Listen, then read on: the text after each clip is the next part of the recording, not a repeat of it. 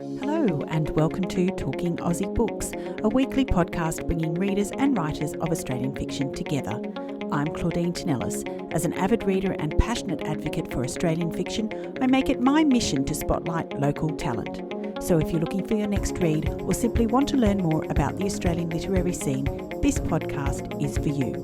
Grab yourself a cuppa, sit back and relax. I love books that take familiar tropes and turn them on their head. Books that, when you start reading, you think you know how they'll play out. But instead, they take a completely unexpected turn. And that's what Crime Writer by Dime Sheppard did for me. I was thinking this was going to be a Castle meets Murder, She Wrote type of novel, a crime novelist who has a terrible habit of getting involved in solving crimes. But that wasn't it at all. This is a book that blurs the line between fact and fiction. It's a novel that was smart, funny and utterly gripping, and I think I read it in one session. Crime Writer was also recently longlisted for the 2022 David Awards, a well-recognised award for women crime writers in Australia, a huge achievement for a debut novel. It was shortlisted earlier this year for a Daphne du Maurier Award for Mystery and Suspense and also a People's Choice Award for Queensland Book of the Year Award. And so here to chat with me about this terrific book is Dime herself. Welcome to the podcast, Dime. Thank you. It's great to be here. It's so wonderful to have you. So tell me how you came up with the idea for this book. Oh, it's such a weird story. Let's tell the whole story. I did study literature at the University of Queensland. I'm Brisbane based. And so I've got a background in writing and stories and the classics. And I guess I did have a feeling, in my life that I might end up writing a book, but it never really went anywhere. And I ended up doing a whole lot of different things with my life instead, really kind of odd, unconventional things. And about 7 or 8 years ago, I was working for a charity running a meal for the homeless, this beautiful sit-down meal. And I just had a really bad night at work. It was just one of those nights. Sometimes they just didn't go well, or somebody got upset. I think, from memory, I think I might have had to call the police or call an ambulance or something. And it all, things had just kind of gotten ugly and so I was driving home feeling like a failure and kind of weeping over the steering wheel really melodramatically and maybe, shaking my fist at the sky a little bit as well. And I just I was about halfway home and I pulled up to this set of traffic lights and the whole book just came into my mind, just out of nowhere. So I wasn't even thinking about that. I was completely focused on something else. I was not in a good place, but the whole story, the plot, the characters, the whole first scene with all of the dialogue and everything. It was just so bizarre. And that concept, the idea of kind of blurring between, fiction and reality, that whole thing. Yeah. And I just kind of, I don't know, I was really taken aback and I thought, heavens, better get this down on paper. So I just kind of sped home and scribbled it into a notebook and it just really started from there. But it was really that kind of package of information of the story was, it was like a divine, I know that does happen to people, but generally, I didn't expect it to happen to me. So it was amazing. Having a complete story downloaded into your mind. Yeah. I wish all the books were that easy. I think all the writers who listen to this podcast are going to be extremely jealous. I know. It's never happened again, and it probably never will. So, I absolutely love that story, Dime. That's fantastic. So for those who haven't had a chance to read it, can you tell us a little bit more about the novel? Well, in a nutshell, it is basically about a crime writer who she's in her 16th book. She's got writer's block. So, and it's set in a world where writers can see their characters. So, and it's not really a new concept, there's plenty of movies and stories about that. So it's, from there, it's not really exciting, but those characters actually come alive and then try to kill her. So then it gets a little different. But they don't all try and kill her. No. Obviously, there are some good guys there, and specifically one quite attractive good guy. Yes, who might just be the love of her life. He was something special, I have to say. I know. Where did he come from? Where did he come from? He lives in your mind. Apparently. I absolutely loved it. Now, I think most writers talk about their characters, and I think about their characters as if they were real people. I know I certainly do. They occupy a lot of space in our heads, right? Yeah. Yeah, too much probably. I don't know. I do certainly, like when I know it's important to kind of like brew on a story, and you know, and I, as I say, I've never had that experience again of just receiving a story all in one.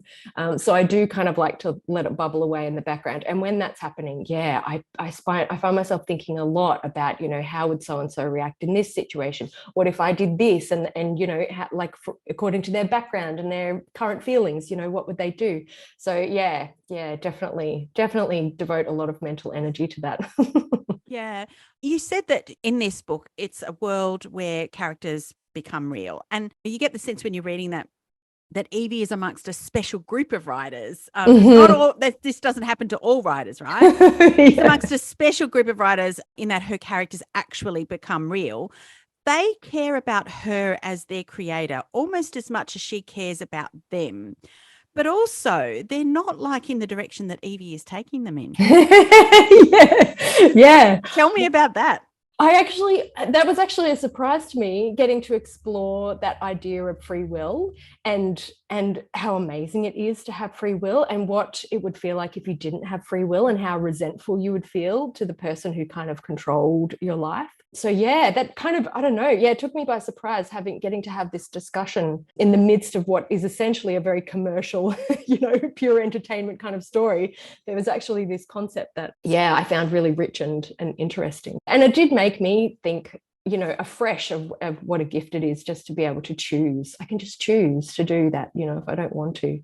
So yeah. And I did like exploring that whole, you know, the fact that they've basically been under her thumb for like, you know, 10 years, and they're sick of it. And once they have the chance to kind of do whatever they want to do, how do they react to that? You know, like what choices do they then make? It's also interesting from a writer's perspective to explore this idea that, you know, obviously in Evie's case, the characters were taking control of this and they were telling her what they liked and what they didn't like.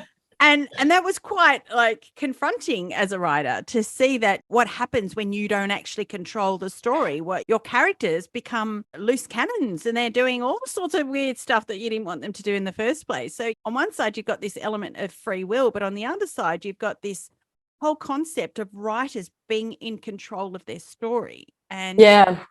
And really, we definitely had a blurring of those lines here. I think Evie really did lose control.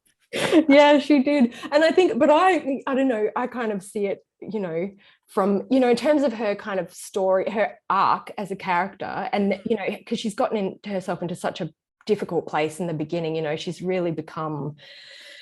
developed this lifestyle that's quite unhealthy, and, you know, which is fine. It's fine to be an introvert, and it's fine to, you know, have a past that's dark and painful and, you know, all that kind of stuff. But I think if she had you know, I mean, that's what every story is. If nothing had happened, then they would have just continued in this unhealthy place. But of course, what happens then when her characters do kind of start pushing her around a bit is that she's pushed out of that comfort zone and pushed into a place where she needs to be brave and she needs to grow as a person. And yeah, I actually really like that. And I think, honestly, I mean, that's what happens in real life, right? Like, people don't do what we want them to do. And it's a question of, you know, either cutting yourself off from everybody and then having this really peaceful it's really peaceful and still life, or letting other people's reactions grow you and push you to become better, nicer, kinder, more loving, all of that stuff.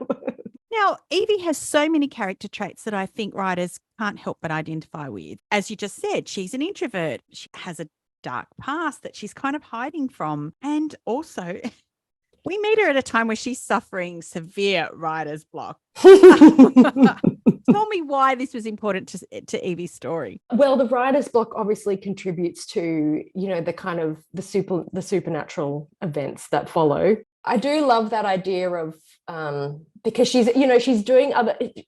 I mean, on the surface, she is doing things with her life. She's engaged to be married, you know, like everything looks very perfect and it looks nice. But I don't know, that kind of like deep, intangible concept of being able to have a life where everything seems okay, but then actually there's something going on, like in your kind of interior metaphysical growth place, or, you know, like self inside, deep inside you, you know, like it's possible to be blocked, and it's possible for that blockage to have huge ramifications for the people around you or your life or whatever. And so not kind of taking the time to deal with that or process it, or, you know, invest in, you know, getting help for that or whatever. I think it's actually a big lesson to learn, you know. And in Evie's case, of course, it totally blows up in her face, which all works out in the end because, you know, happy endings, nothing like a happily ever after. Yeah, absolutely. But I was also going to say that grief was an important theme in this novel, and Evie is still grieving the loss of her father, and it has ramifications for her writing and her personality, doesn't it? Yeah, yeah. It's really interesting because you know, I started this book 7 years ago, and it has taken that long to kind of to really get it into a place where it needed to be, you know, like where it actually was something that could be read and enjoyed. You know, it's really interesting. You have this amazing story, but actually you need to, there's a lot of growing that I had to do as a person before I could write something that was kind of touched on all of these issues. And I did actually lose my dad about 18 months ago. So it really kind of made it all very fresh for me. And all those things that I had kind of imagined for Evie in having lost her dad. I mean, obviously she didn't lose him in the same way, but it was so true. And I was like, oh, I guess I did a good job, but this is horrible. So I mean, and it gave me fresh compassion for her as well. Like, as I continue sort of writing her, because the second book's coming out in about 3 weeks now. So, you know, it's given me like a fresh kind of being able to, what's that word? Like understand her. Yeah, get inside her head. Yeah, exactly. So, Dime, the novel was pacey and page turning. There's so much going on in this novel. I wanted to ask you if you were particularly conscious of this when you were writing, i.e., the need to keep it pacey and to keep that action moving forward. Well, I prefer books that are fast paced. And movies as well. Like, I really like action movies. Like, I'm going to sit down and watch a movie, I want to see an action movie because I want stuff to happen. Like, I don't mind, you know, in my own personal reading, I don't mind reading romance every now and then, but I get bored pretty quickly. Like, if it's just all about feelings, I'm not, you know, like, I just need stuff to happen. And if it's a car crash or a helicopter, you know, then all the better. But I actually originally wrote it because I was at film school at the time, and so I wrote it as a screenplay. And screenplays are brief, you know, like everything gets described really briefly. And also it's only action, because you only ever see, it's a visual medium, so you only ever see stuff and all the kind of talk about feelings and that kind of thing. There's obviously none of that. So when I kind of ended up writing it as a novel, which wasn't really intentional, you know, like, because I had it sort of written out, but then I don't know, I was just desperate to do something creative, and so I sat down to write a story, and it just ended up being this. So so it kind of, so then I started adding in all of the you know, the intangible stuff, you know, the non-visual stuff, but all of that kind of that action element of it basically being, you know, an action movie is still there. So yeah. Dime, you're an Australian novelist writing a story set in New York with a couple of characters who are part of the NYPD. There's guns, there's bombs, helicopters, and a whole lot of other stuff going on. So I wanted to know if you could tell me a little bit more about your research for this novel. What kind of things did you need to investigate in order to bring the story to the page? Oh, so much. I actually, and you know, the story arrived and it was set in New York, and I was like, oh no, that's inconvenient. And I actually tried to do it differently a couple of times and set it somewhere else, somewhere that I knew, that I was familiar with, because you know, everybody knows that makes much more sense, you know, write what you know. But it just had to be in New York City. So ultimately I just did so much research, and I spent a lot of time on Google Maps, you know, just looking at streets, you know, just making my way through streets. And eventually I went to New York City, and I spent about 2 weeks there just walking around, visiting places, and discovered that a few of the kind of settings that I had chosen, I was like, oh, this isn't the vibe that it looks like on Google Maps, actually. Maybe we should choose somewhere else. So that was really helpful. But just hours and hours and hours, which is also fun. I mean, research is fun time, especially when you, as you say, as you do love your characters. So yeah, it was good. So did you speak to anyone in the NYPD, you know, or a detective or anything? No, chatted to a couple of police officers and read about 3 autobiographies of police officers in the NYPD, so which were pretty eye-opening. But I know I wish every time I passed an NYPD officer in New York City, I was cut, but honestly, I'm too shy. I would have just loved to walk up to them and go, excuse me, I've got some questions. But I was basically too scared to. Maybe next time. Okay, so at the heart of this novel is a love story, really. I mean, Evie's engaged to be married to a man, but soon finds out he's not the man she thought he was, didn't she? Yeah. Jerk face. He was a jerk face. Yeah. Well, I won't give too much away, but all the cliches are there, like she's a writer with writer's block. She's engaged to a billionaire, like it's just so, like all the cheese. The cheese is all there. Like the first third of the book, I was like, gosh, this is like, I'm writing a rom-com. Good heavens. She was a really reluctant bride. Yeah, it's true. Well, she didn't love him. That's why. Deep down, she didn't realize it. You alluded to it a little bit earlier, but you've had an incredibly varied and eclectic working life. A former barista, a film student, a Spanish teacher, interpreter, and marketing manager. So I guess it begs the question, did you always see yourself writing crime? No. Or writing crime? No way. I think I probably, I was one of those writers who would try to write a book according to which book they loved reading at the time. So it could have been anything. And I don't really watch a lot of crime shows or read a lot of crime myself. I don't know. It was when it came kind of bursting out, it was it was a bit of a surprise for me. Yeah, I just didn't end up living a normal life. I didn't mean to, but I was just kind of, I was just kind of one of those people who just didn't find the thing, like I didn't meet somebody and settle down and buy a house and have kids. It just didn't happen for me. And I also didn't find what my passion was until quite late in life. So I ended up kind of not wandering around, but just kind of not able to settle down. And that kind of, because of that, I ended up in a few strange countries and doing odd things, and now looking back, I can't really point to any kind of strong career moves, or don't have lots of money in the bank. But certainly, like something that I always used to say at film school is that if you want to make a film, then live a life first. Like don't just go to film school, like actually do something that you can talk about and write about and discover your voice. So yeah, I'm kind of I definitely have regrets. I think that's normal, but I'm definitely glad that I got to experience such a wide variety of things and do things that made me so uncomfortable for so long. So yeah. What I loved about this book, Time, was that, and we touched a little on it before, was that it gives terrific insight into what goes on inside a writer's head a lot of the time. The imaginary conversations we have with our characters, the worry that we have for them, and so on. But also the fact that many writers like Evie are introverts. We said that before, and that we spend a lot of time in our heads. But if there was one thing that you would like readers to take away from this book, what do you think it would be? I don't know. That's tricky because I did intend it mostly to just be a story that carries you away, that gets you completely absorbed and entertains you. Obviously, I have deep thoughts about it, and I did have, kind of deep intentions with parts of it, but it's not necessarily meant to be any kind of thesis on the deeper meaning of life. Yeah, it's just meant to be super fun and super entertaining. I guess, if people were if they were going to have kind of to do some like reflection on free will and how lucky we are to have free will, like just how good it is to be able to choose, just make small choices no matter what they are. Yeah, it's a blessing. Indeed. I see that in the time since I read Crime Writer, and you mentioned it before, that you finished work on the sequel called Two Timer. I was wondering if you could tell us a little bit more about that and when it will be available.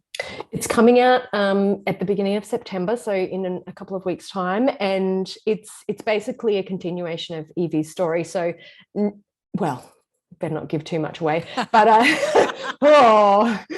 feel like those people who make Marvel movies, and they're completely they have interviews but they can't talk about it. Essentially her story continues, and there's a couple of new characters and there's a couple of old characters, and there's a lot more danger and all.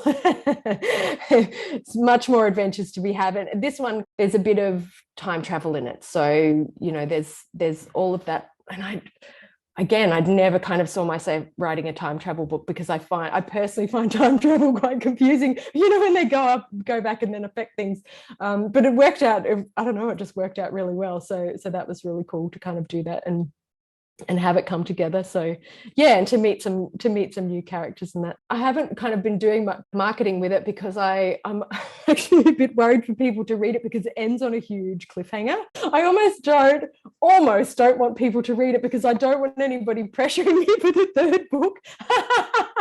Because I'm about midway through the third book, and I just want to do it in peace. Yeah, it'll be people like me going, when are we going to get the third book? Yeah. But it's a good thing, right? Because it means that people are loving what you're writing. Yeah. That is nice. That's definitely nice. Yeah. So, Dime, you might know that there are a lot of writers who listen to this podcast, and I wondered if you had any tips that you might offer for those who are looking to get published or trying to write. What would you say to them? Well, one of the kind of like the ideas in this book is that Evie has to rely on inspiration, and so there's this kind of divine, thing of inspiration, and that's why she can't write, and she just needs to find it, and which is fine. I think that happens sometimes, but I think anybody who writes professionally, or any kind of creative who does it on a professional level, and I think I'm learning this more and more, is that inspiration it's actually a fallacy. You don't rely on inspiration. You just have to sit down and work hard, So yeah, I think for me, the process of kind of letting go of that idea that I need to wait until I'm feeling inspired, or I need to be inspired, or that's been really good and continues to be good. Just kind of sitting down and realizing that I am enough, like regardless of how I feel, it's going to be good enough. So yeah, that's my advice. just get to it. Just do it. Sit your bum down and just do it. If listeners wanted to learn more about you and your books, where can they find you? I have a website, dimesheppard.com, and that's DIME, not dine like the cat food. I feel like I have to clarify that. And there's all the links to, like where you can buy the book online there. But it's pretty much available everywhere online. So, Amazon, Booktopia, Book Depository, Dimix, Apple iBooks, Google Play, everywhere. Yeah. So, and I think just Googling, I think if you Google Dime Sheppard or crime writer, it should come straight up. So, yeah. And it's available in hard copy as well as ebook? It is, yeah, both. Yeah. Fantastic. So, Dime, I absolutely loved Crime Writer, and I can't wait to see what Evie, Jay and Carolyn get up to next. Thank you so very much for joining me on Talking Aussie Books today. Oh, thank you for having me. It's been so fun. That's a wrap, folks. If you enjoyed this podcast episode, please drop me a line via my webpage at claudinetinellis.com, via Instagram, Facebook or Twitter. Alternatively, consider leaving a review on Apple Podcasts, Spotify or Google Podcasts. Until next time, happy reading.